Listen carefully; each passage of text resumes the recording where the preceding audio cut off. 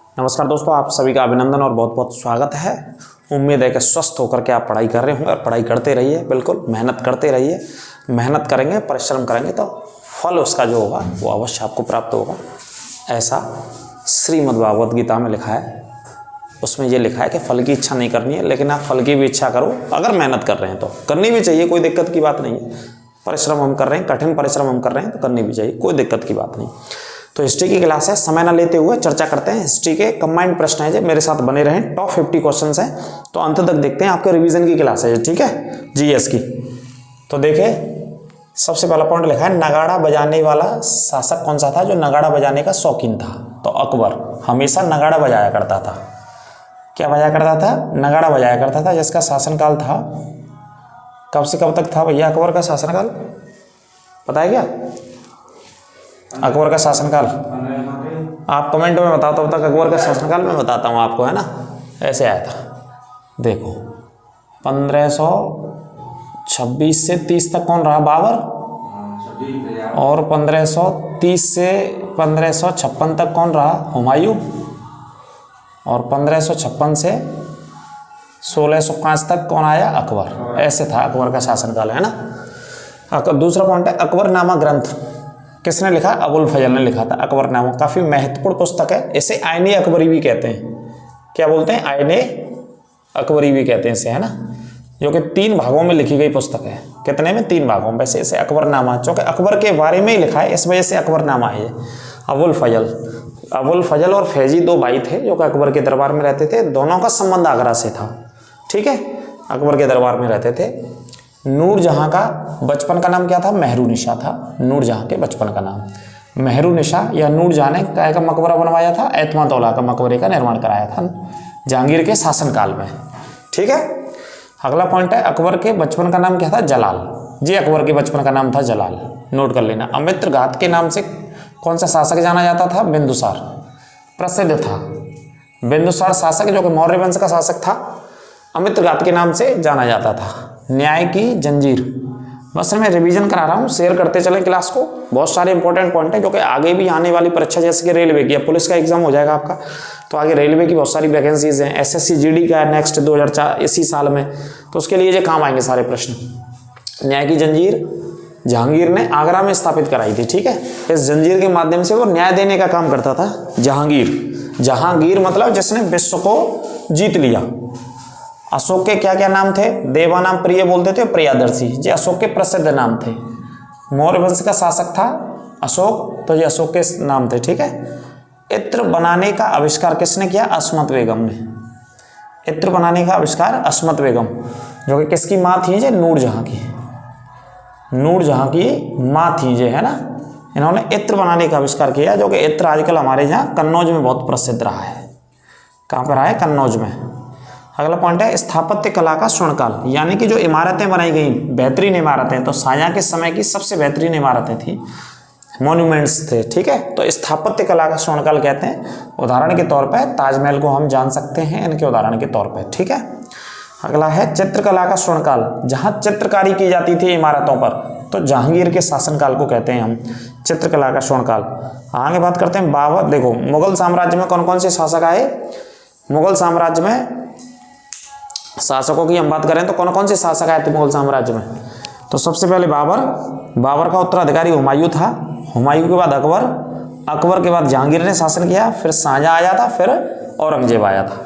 ये मुख्य शासक थे, क्रम याद रखना इनका, एक दूसरे के पुत्री थे, मुख्य शासक थे। इन्होंने भारत पर शासन किया, मुगल साम्राज्य के तहत, मुगल वंश के तहत शासन किया था, है ना। इनके बाद भी चला था, लेकिन ये मुख्य शासक थे। इन्होंने एक लंबे समय तक शासन किया भारत पर। इनके बाद भी बहुत सारे शासक आए, लेकिन बहुत कम समय तक वो टिक पाए थे दिल्ली में, है ना। अगला पॉइंट है, सैयद वंश की स्थापना खिजर खां ने की थी, और खिजर खां की जो उपाधि थी रैयत आला के नाम से खिजर खां जाना जाता था। अगला पॉइंट है, सिकंदर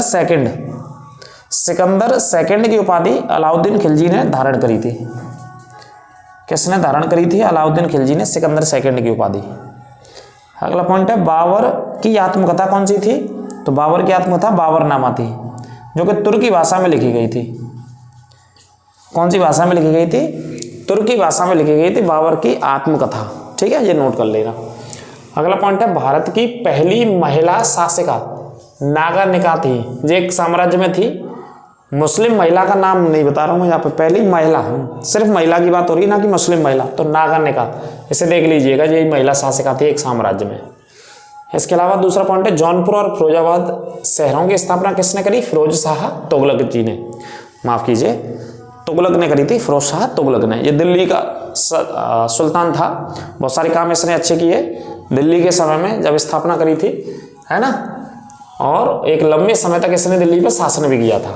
तो फिरोजाबाद जो शहर है और जौनपुर शहर है, दोनों बसाने का श्रेय इसी को जाता है, फिरोज शाह तुगलक को। दीन पनाह पुस्तकालय, ये एक इमारत का नाम है दीन पनाह, इसे विश्व का शरण स्थल भी कहा जाता है, विश्व का शरण स्थल। दीन पनाह पुस्तकालय से गिरकर किसकी मृत्यु हो गई? हुमायूं की मृत्यु हो गई थी 1556 में, दिल्ली में ही, है ना।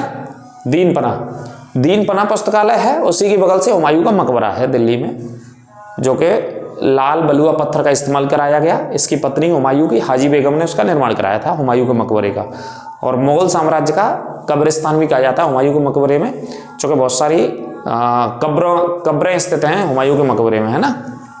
जैसे शाहजहां के पुत्रों की बात करें तो दारा शिकोह, शाह शुजा, है ना, और आपके मुराद बख्श, इनकी जो कब्र है वो हुमायूं के मकबरे में ही है। ठीक है, हुमायूं का मकबरा तो मुख्य है, लेकिन मुगलों की बहुत सारी कब्रें स्थित हैं हुमायूं के मकबरे में, तो इस वजह से कब्रिस्तान कहा जाता है मकबरे को। औरंगजेब का मकबरा कहाँ पे है? महाराष्ट्र के औरंगाबाद शहर में। विशाल स्नानागार और अन्नागार ये कहाँ पे मिले थे? मोहनजोदाड़ो में। मोहनजोदाड़ो की खोज कब हुई थी? 1922 में। ठीक है, ये नोट कर लेना, ये दोनों पॉइंट आते रहते हैं, विशाल अन्नागार और विशाल स्नानागार। सिंधु सभ्यता का सबसे पूर्वी स्थल आलमगीरपुर, जो कि उत्तर प्रदेश के कहाँ पे स्थित है? हिंडन नदी के तट पर, मेरठ गाजियाबाद में, लिख लेना। पहली बौद्ध सभा का आयोजन राजगृह में हुआ था अजातशत्रु के शासनकाल में। राजगृह कहाँ पे स्थित है? बिहार में। ठीक है, नोट कर लेना। चंद्रगुप्त मौर्य 322 ईस्वी में मगध की गद्दी पर बैठा था।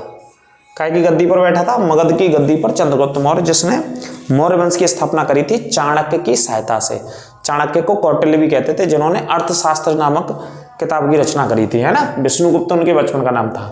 भारत का नेपोलियन किसे कहा जाता है? समुद्रगुप्त को। किसने कहा था? विंसेंट स्मिथ ने। नेपोलियन का मतलब बहुत सारी लड़ाइयां जीती थी समुद्रगुप्त ने, इस वजह से। फाहियान चीनी यात्री था, चंद्रगुप्त सेकंड के शासनकाल में भारत आया था। चंद्रगुप्त सेकंड के शासनकाल में कहाँ पे आया था? भारत में आया था। ठीक है, फाहियान चीनी यात्री था, इस पॉइंट को याद रखना। कंप्यूटर जी ऐसे थोड़ा सा ऐसे बंद कर दो। अगला पॉइंट है हेनसांग। हेनसांग हर्षवर्धन के शासनकाल में आया था, हर्षवर्धन के शासनकाल में आया था हेनसांग, और इसने किताब लिखी थी सीयू की। ये बहुत प्रसिद्ध रचना रही है, सीयू की नामक रचना लिखी थी, और इसे यात्रियों का राजकुमार कहा जाता है। क्या कहा जाता है? यात्रियों का राजकुमार भारत में हेनसांग को। द्वितीय अशोक के नाम से हर्षवर्धन नामक शासक जाना जाता है। द्वितीय अशोक के नाम से कौन सा शासक? हर्षवर्धन। अगला पॉइंट है इलाहाबाद की संधि 1665 में। इलाहाबाद की संधि 1665 में की थी, अंग्रेजों के द्वारा की गई थी, है ना। 1665 नहीं, 1865, माफ कीजिए, इलाहाबाद की संधि 1865 में हुई थी। ठीक है, ये पॉइंट नोट कर लेना। अगले पॉइंट की बात करें, गांधी जी को बापू की उपाधि, गांधी जी को बापू की उपाधि किसने दी? जवाहरलाल नेहरू जी ने दी थी बापू की उपाधि, है ना। केले का सबसे ज्यादा अधिकतम उत्पादन कहाँ होता है? तमिलनाडु, और दूसरा राज्य कौन सा है? केरल। ये दोनों केले का सबसे ज्यादा उत्पादन करते हैं। अगला पॉइंट है विटामिन की खोज किसने करी? सी फंक ने विटामिन की खोज करी थी 1911 में। विटामिन की खोज सी फंक ने 1911 में की थी, इस पॉइंट को भी नोट कर लेना अच्छे से। ठीक है, तो ये हिस्ट्री के क्वेश्चन हैं आपके रिवीजन के लिए, रिवाइज करने के लिए, तो बार बार पढ़ते रहिए, रिवीजन करते रहिए, बिल्कुल टेंशन नहीं लेनी है, माइंड फ्री रख के बिल्कुल पॉजिटिव रहिए, सकारात्मक रहिए, और कॉन्फिडेंस में रहिए अंदर से, है ना। कोई आपसे पूछता है कि पेपर की तैयारी कैसी है, तो कॉन्फिडेंस से होनी चाहिए तैयारी, मतलब सकारात्मक जवाब होना चाहिए, पॉजिटिविटी में आपका आंसर होना चाहिए। ऐसा नहीं कि पहले ही मैदान छोड़ के भाग जाओ आप कि नहीं साहब तैयारी नहीं हो पाई, तो आधा सा आपका कॉन्फिडेंस ही हट जाता है, तो आप पेपर से तो वैसे ही हट जाओगे, है ना। तो इस वजह से कॉन्फिडेंस बनाए रखें, मेहनत करिए, 2 दिन और बचे हैं आराम से, कोई दिक्कत की बात नहीं है। नौकरी एक जीवन का हिस्सा है, ना कि पूरा जीवन है। इसी बात को मैं लगातार आपसे कह रहा हूँ। बहुत सारे अवसर मिलेंगे जीवन में, बहुत सारी चीज़ें मिलेंगी, लेकिन फिर भी जितना आपको हो पाया 100% आप इस परीक्षा के लिए दीजिए, अपना पूरा 100% दीजिए, अच्छे से पेपर को दीजिए मेहनत से। मिलते हैं ब्रेक के बाद, इस क्लास को आप पढ़ लीजिएगा। राधे राधे सभी को।